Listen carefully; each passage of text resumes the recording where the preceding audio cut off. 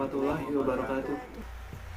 Kami dari kelompok 5, saya Ismail Slamet. Saya Diah Puspitasari. Saya Ramdan Saputra. Kami akan memberikan tutorial VLOOKUP dan HLOOKUP. Oke, langsung aja. Kita akan belajar rumus VLOOKUP dan HLOOKUP. Apa sih bedanya antara rumus VLOOKUP dan HLOOKUP? Untuk rumus VLOOKUP, dia pengambilan datanya itu bersifat vertikal. Sementara untuk HLOOKUP, dia itu bersifat horizontal untuk pengambilan datanya. Nah, kemudian untuk rumusnya, untuk VLOOKUP itu sama dengan VLOOKUP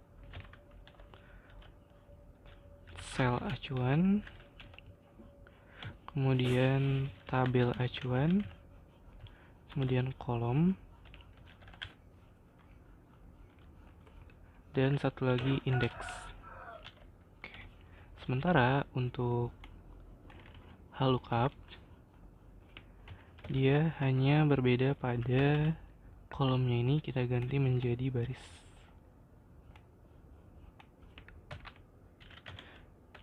Kenapa dia jadi baris? Karena HLOOKUP ini dia pengambilan datanya secara horizontal atau dalam barisan.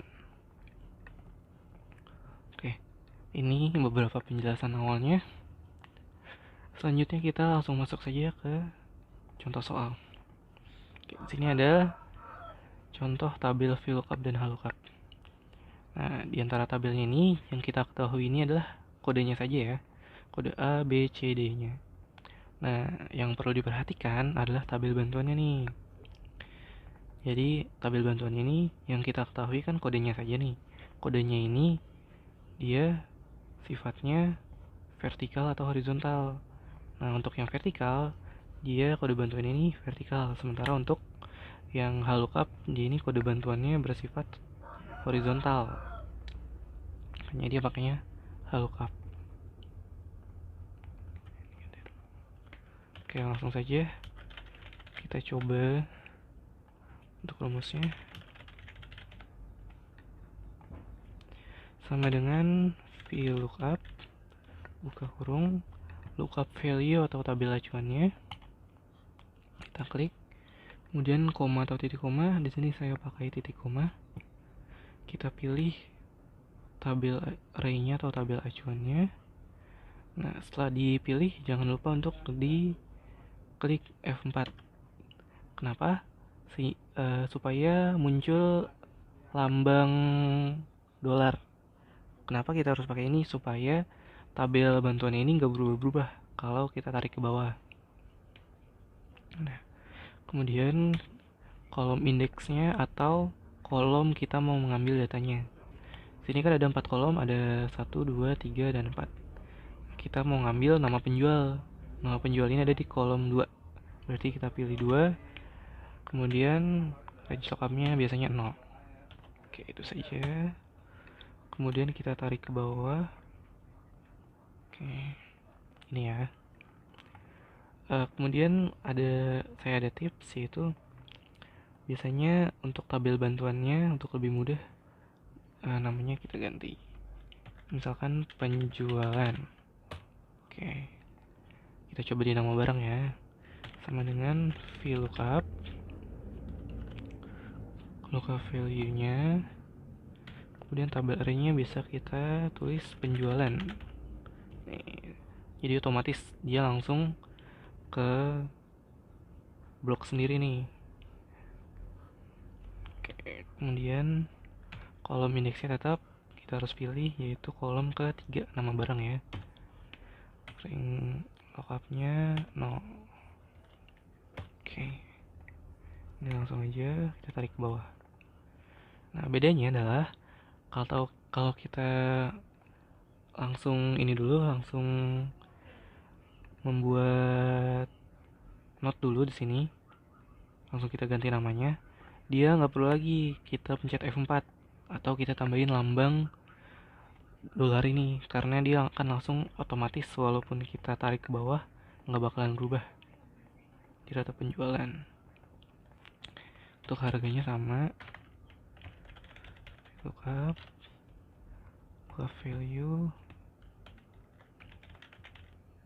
jualan kolom ke-4 no. Oke. Ini dia.